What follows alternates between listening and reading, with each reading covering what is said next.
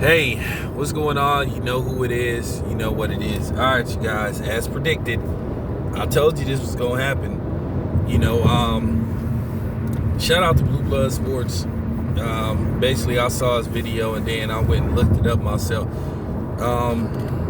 Anthony Joshua has a 4-fight plan, and it doesn't include Deontay Wilder. So, at the end of the day, you guys, I told you this, that if it's 2 fights, I think it's probably not going to happen. Is Errol Spence versus Terrence Crawford and Anthony Joshua versus Deontay Wilder. And sad for boxing because at the end of the day, the fans lose. So, Anthony Joshua, he just doesn't want to fight Deontay Wilder. And that's just the bottom line. People can come up with all the excuses they want.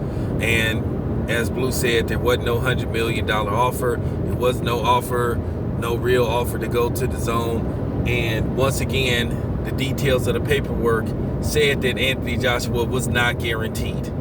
And that was admitted by both Barry Hearn, Eddie Hearn, and the people with the zone. That basically, even if Deontay Wilder signed the deal to go to the zone, Anthony Joshua was not a guaranteed fight because Anthony Joshua does not want to fight Deontay Wilder.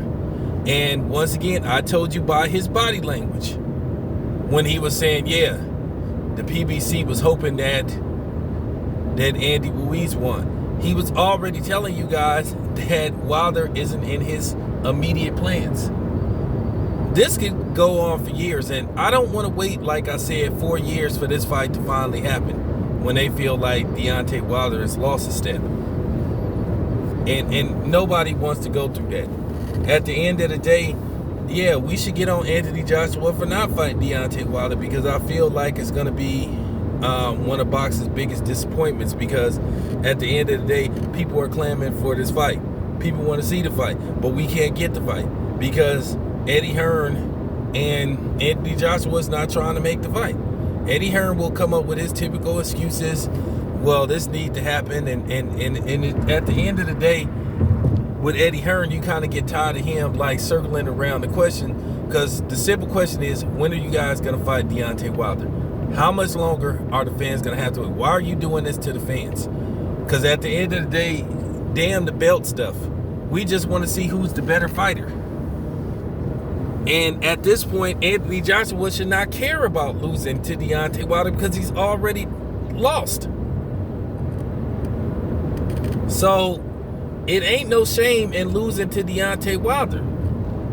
And who knows? Anthony Joshua could possibly shock the world and beat Deontay Wilder. I don't think that's going to happen because Anthony Joshua showed me he doesn't have the mental psyche to believe that he could beat Deontay Wilder. I think he doesn't believe that he could beat Deontay Wilder, or he doesn't believe that he could last 12 rounds with Deontay Wilder. And like I said, he had a chance.